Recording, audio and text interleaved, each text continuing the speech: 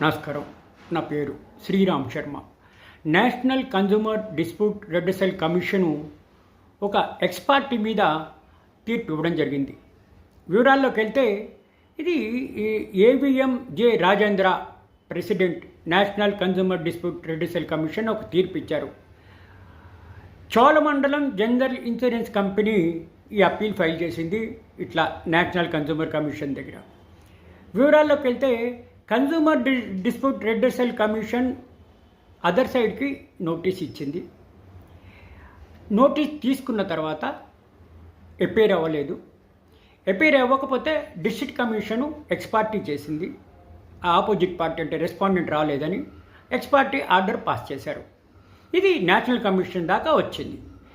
National commission అనడం ఏంటంటే notice తీసుకున్న తర్వాత ఆపోజిట్ పార్టీ అంటే రెస్పాండెంటు రాకపోయినా కూడా డేట్ ఆఫ్ హియరింగ్ రోజున 45 రోజుల తర్వాతనే ఎక్స్ పార్టీ చేయాలి.